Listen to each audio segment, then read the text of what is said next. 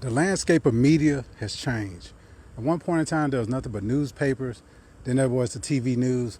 But now, everybody's online, telling this and telling that, giving information, misinformation, misguiding people.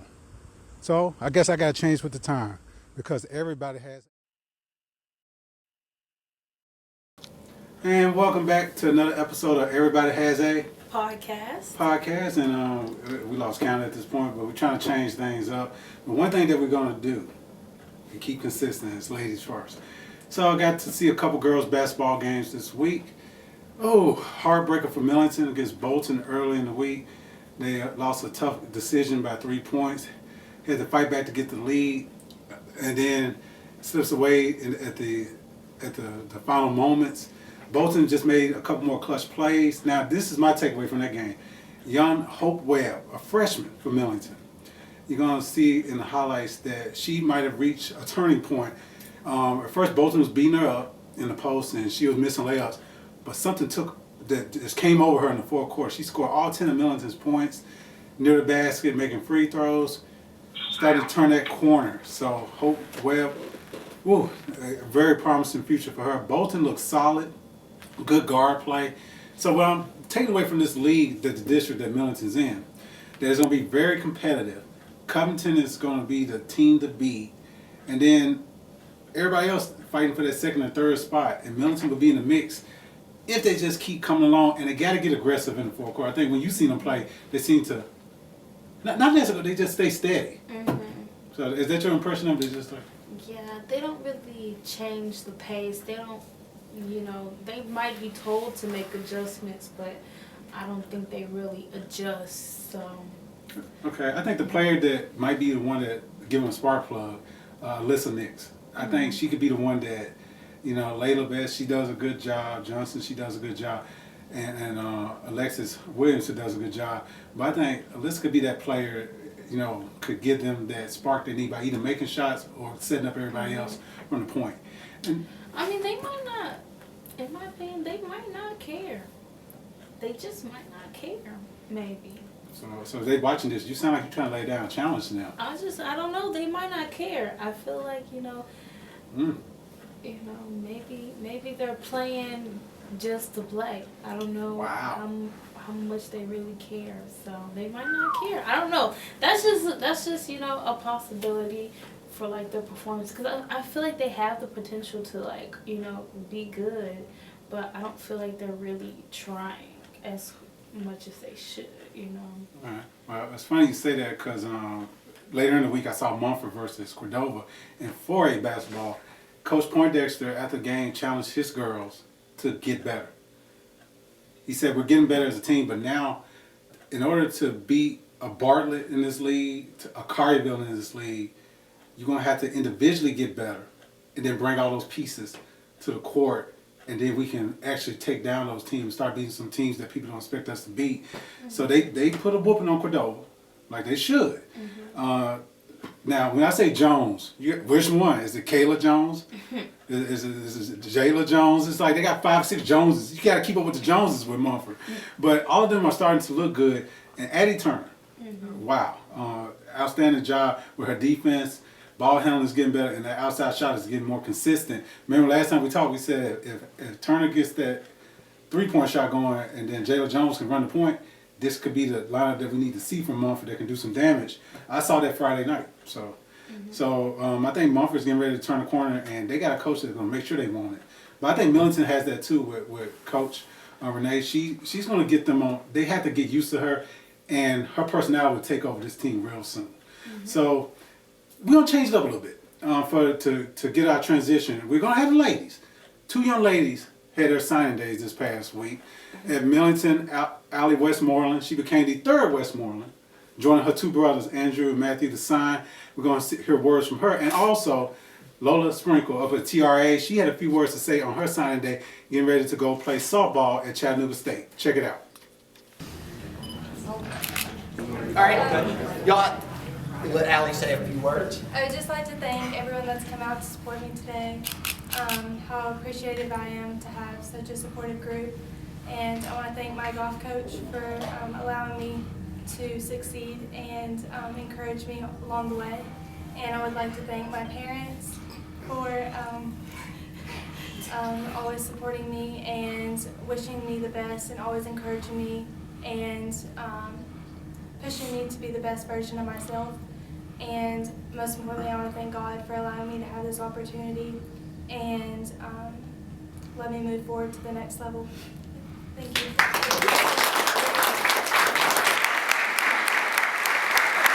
Tell her the same thing, but she's been in here enough to know that she has to speak, so she's already got her speech. So she's going to say a few things. So I personally had to use my notes app for this because, but first I just want to thank everyone for coming today and supporting me. I appreciate everyone's support through my journey. First of all, I want to say thank you to Safe Friend and Mama Max for helping me get to this point in my life. Thank y'all for continuously supporting me and pushing me to be the best I can be. I wouldn't be here without y'all. And I especially want to thank Safe Friend for connecting me with Coach Jim and giving me the opportunity to play for Mississippi Glory. Secondly, I want to thank Coach Jim. Thank you for putting me in front of many college coaches and helping me get the opportunity to play at the collegiate level. I am extremely grateful for you, and I wouldn't be where I'm at today without all your support. Thank you for putting all the effort into me and my career. Thank you for believing in me even when I didn't believe in myself. Secondly, I want to thank my parents for the unending support and for pouring so much of their time into me. Thank y'all for everything y'all have done for me and continue to do for me. Thank y'all for pushing me to be a better player and a person as a whole. I wouldn't be here without y'all's support. I would also like to say thank you to all my teammates who pushed me to be the best every day and always supported me on and off the field. I also would not be here without y'all, and thank y'all for making my softball journey amazing. And thank y'all everyone for coming. And welcome back. In our recap time, we're going to dive into the boys' action. So, of course, I saw Bolton Millington boys. Another heartbreaker for Millington. Game came down to the stretch. Very questionable call.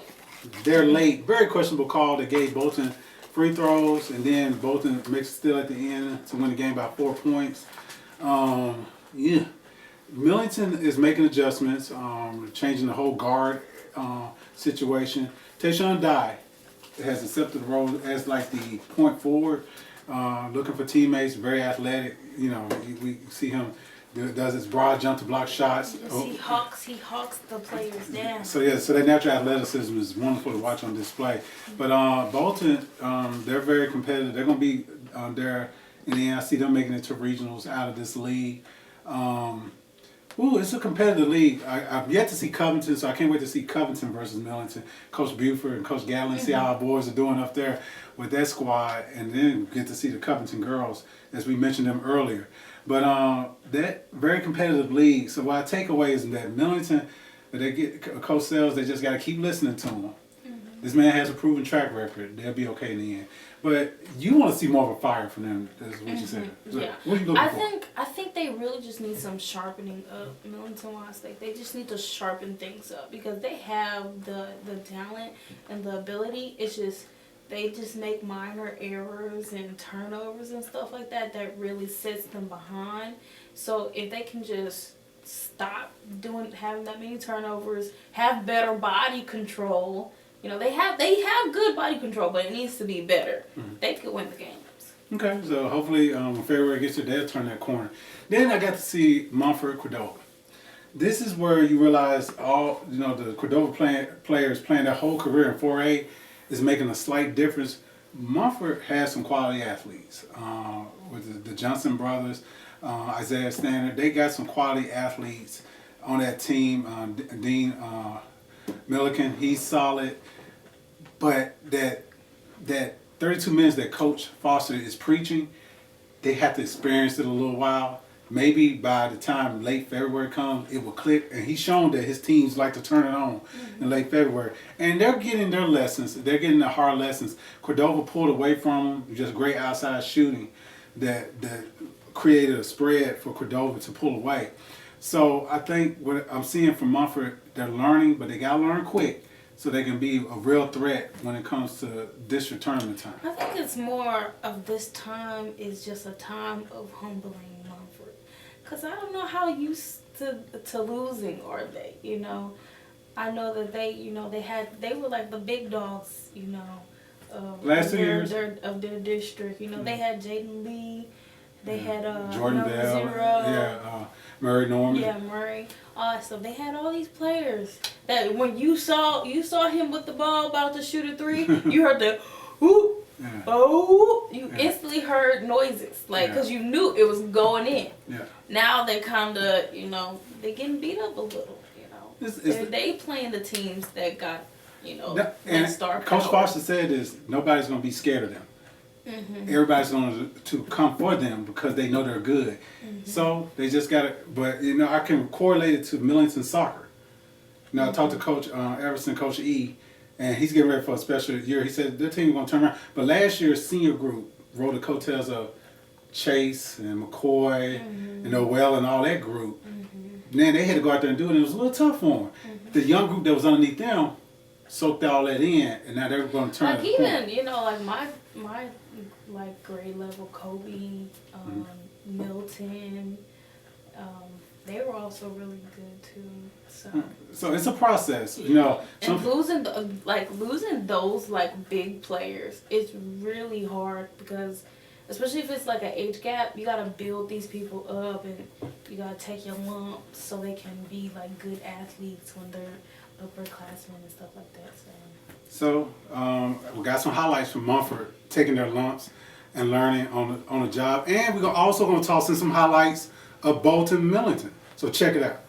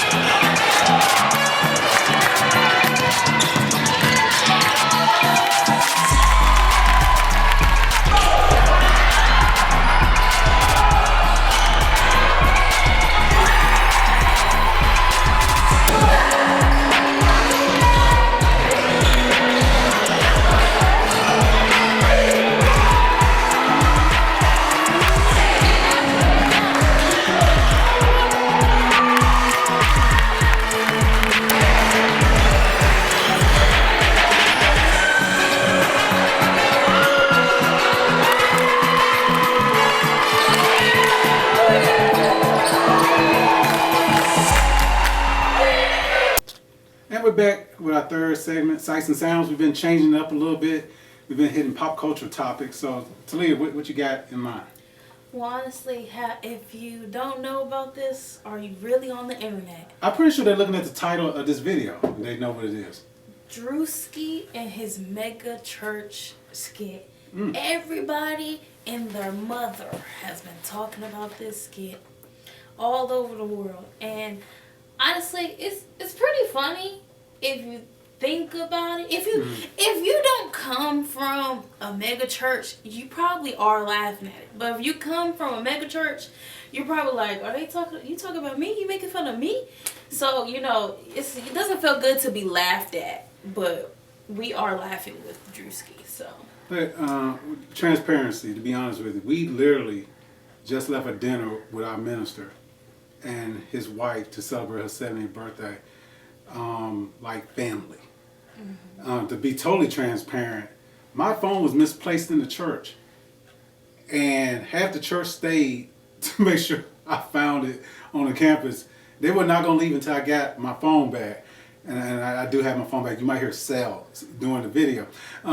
So going to a small church is a blessing, and it does have advantages. It's that one body mentality that we have in the church. But to Druski's situation, it wasn't funny to me because he's not funny to me. But the parody struck a chord, and I think it's going to get a discourse of truth. I think it was accurate. I think it was pretty accurate, Yes. He wore the same outfit as... Because you know what? No pastor needs to be wearing Louis Vuitton. Gucci, Christian decor? Christian Dior. Oh, okay. I'm old. Have red bottom church shoes. You can walk in the blood of Jesus. No pastor should ever have that. And like that comedian, we watched a YouTube video of people like reviewing it. That comedian, he was talking about like poor pastors are more believable. I mean, Jesus was poor. Yeah. Jesus didn't come from money. Yeah, he stayed meek the whole time. Jesus was born in a manger with animals, with the donkeys. Very humble beginning. Very humble. His apostles were pretty. So if your pastor has a humble life, you would probably be like, yeah, maybe I should follow Jesus, because this man proves to be following Jesus. Well, Jesus said we would suffer. So, and that's the one thing that was promised to us, but he will help us bear it, and we'll get through it. So, the wealth and the prosperity preaching stuff, it has its own track record. You can go on YouTube and search and go down that rabbit hole where you see people getting $50 million. This Bentley's for the church. Can we drive it? Nope. So in that little situation like that, on the Inside Edition interview where the guy stares her down because he bought Tyler Perry's jet, that's not a good look for the church and everything. The pastor that actually has the mic and is on these wires flying. I think that was here in Memphis. Through the church. I think that was here in Memphis. I'm like, who would do something like that? But why would they do something like that? I think they put themselves on the pedestal of God. They tried, they try to be the high and mighty one. Okay, I can see that, and I gotta point this out. I don't think Druski did this for Christians. I don't think he did it in a righteous mindset. He saw an opportunity to make fun of something, and just like he did the NASCAR skid and all that kind of stuff, and he took advantage of people pretty much provide him with a platform for parody, for the missions overseas that people really don't know about, how you gotta pay for your blessings and your prayers and all that kind of stuff. A lot of churches do stuff like that. I said close them doors. Close the doors. The things like that, when that happens, that's larger than life. A lady walks up there with her child. I want to sew in $1,000 and this extra $200. I said $1,000 and $1,000. This ain't good enough. I would love to have $1,200 right now. So on it to me. But these preachers, then when they do stuff like that, it just makes it very easy for a Druski to go do what he does, and then for the people saying making fun of God. I don't think one time he said anything about God. I think he was just making fun of mega churches. The people who make fun of God. He makes fun of the people that mock God. Yeah, so, and we got to be careful what we put out there and we portray out there, because I'm finding out about the situation in California with the rib place, with tenderism and unk and all this kind of stuff. It's so much deception from the church to our restaurants. But if people just keep getting out our devices and just want to see stuff, we're going to be easy to fool. We have to referee ourselves. We can't just be beholden to everything. Not everything online is the truth.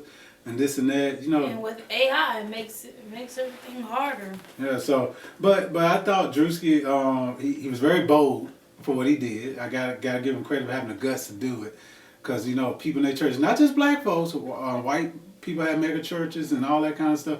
Joel Osteen and all that kind of stuff, turning old basketball arenas into churches and all that kind of stuff.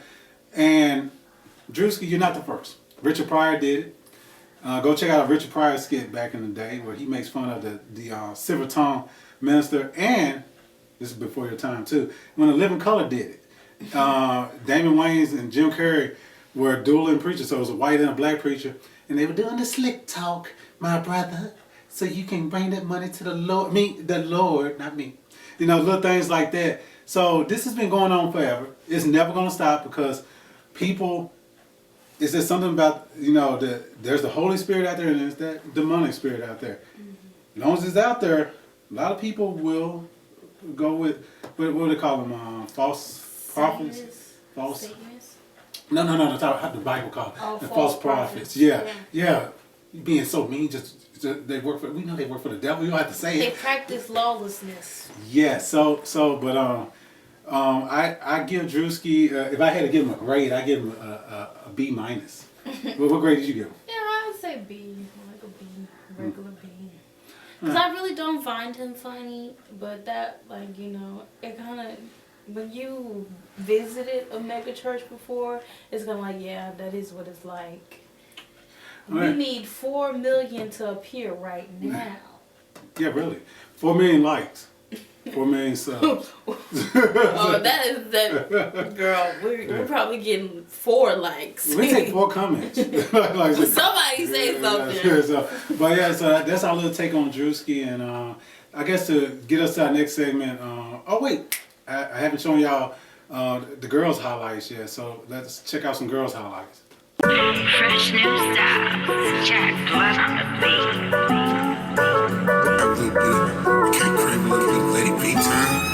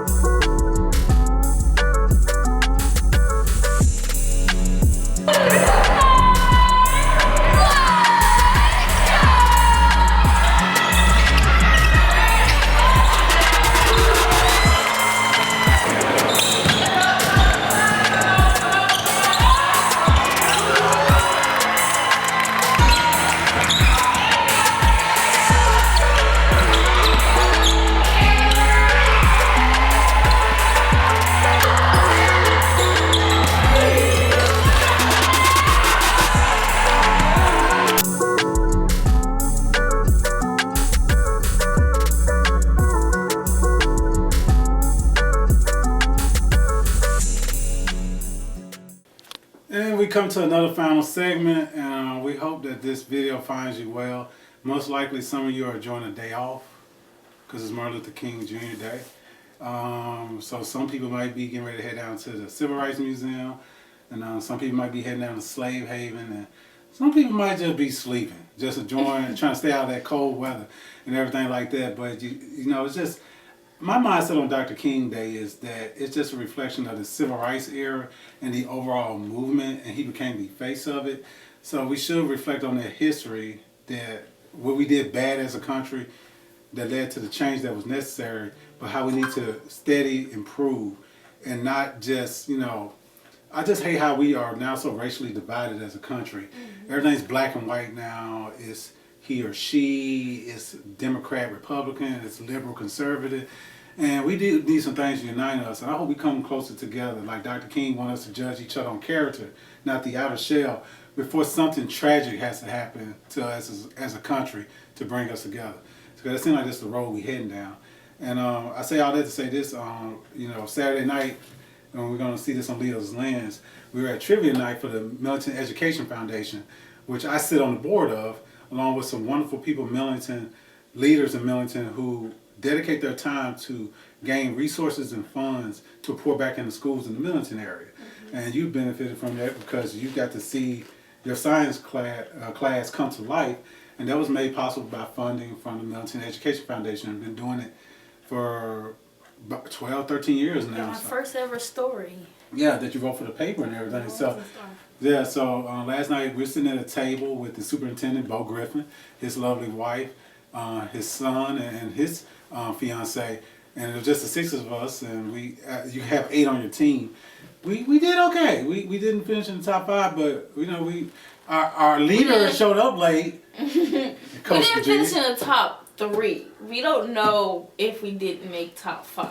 Because I feel like if 700 was third place. 17, yeah. 17 and 720. It was 700. 700, you're right. It was 700 that was third place. Yeah. And we definitely made probably 650. Exactly what we said. Yeah. So we probably got fourth or fifth. This child is very competitive, very competitive. Yeah, I hate losing. But it was a fun night. We had some highlights. She got a Frozen question right. I got Barry Sanders. So they just. I whispered some of the answers, and then everybody else said it, more confidently. But that's just what. Because I was like. Well, you need to whisper and write it down because you want nobody stealing your answers. But it was a fun night. It's one of the biggest fundraisers for the Millington Education Foundation, and feel free to donate all year. Go to the website, check things out there, so see how you can donate to help the schools in Millington. And I would encourage other municipalities. I know some got it big and they got the money already, but you might just want an education foundation just so you can have some people that hold the right people accountable. But this group, their main goal is to raise money to pour back into the schools in Millington. They've been doing that for over a decade, and I'm proud to be a part of that. Enjoyed last night for the most part. Kept getting updates on how my team was getting beat senseless in Seattle. That could be a movie, Sleepless in Seattle, Senseless in Seattle, because we took a beat down. But before I turn it over to the little one, heck of a season for my 49ers. Yeah. When you send your C and D and E team out there, when you getting scrap heat people off the street to play, they sent me a contract offer. They let them know I'm 44, I can't do it no more. But that's how bad it got. When George Kittle went down, Nick Bosa went down, Fred Warner went down, Brock Purdy went down. I'm not even all pros. I'm not going to even mention the BA guy. I need you to speed on past the stadium and keep it going, young man. I need you to keep it going. But you take it. Well, my little lens is a bunch of random clips from that night. So but you're not going to say nothing about the 49ers? Oh, about the 49ers. I love the 49ers. And I tried not to cry. I had to learn how to cope with the L that we took because it was a big L. And I was fully convinced, and maybe that was me being delusional, that we were going to go to the Super Bowl. But I'm just hoping, maybe next year. And hey, next year. We will be at the Super Bowl this year as gracious hosts. We're gonna welcome everybody to Super Bowl 60 in our beautiful Levi Stadium. So and they'll show everybody where to go and get a couple. And that's why I knew that's why we made it as far as we did, because we wanted to be in our stadium playing. But one thing we learned about in life, and this go back to tie it into church as we conclude, you gotta go through adversity. And it tests your true character. What do you do when people ain't looking, but what do you do when times are tough? Are you still going to be a good person and do what's right? And I'm proud of my team. I'm proud of my church. Like I said, they rallied around me today to make sure I got my phone. And I'm blessed with some good people in my life. And hey, you who sit through this whole thing, you're a blessing to us. And we want to thank you. And we're going to reward you with this Liyah's Lens. See you next week. Professional educators that play with us, so it wouldn't be very fun if all we had was geography or history or English or something. The Millington Education Foundation that funnels everything right back to the schools. And so we've been able to give close to $200,000 over the last decade. And so I want to thank also, if you're part of the board or you're part of the committee for the MDF, would you raise your hand very quickly? I see Beth over there, Thomas Sellers, you're part of that. Wonderful. Thank you so much. In third place, we have a tie, tables 2 and table 5. Table 2 was the closer with their tiebreaker. So Team 2, Table 2, come up here and get your prize. We're going to get you a picture.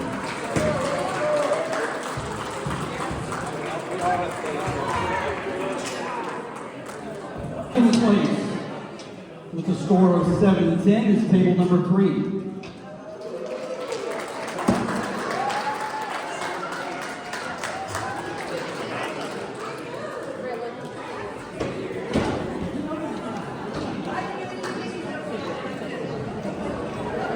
Table number 17.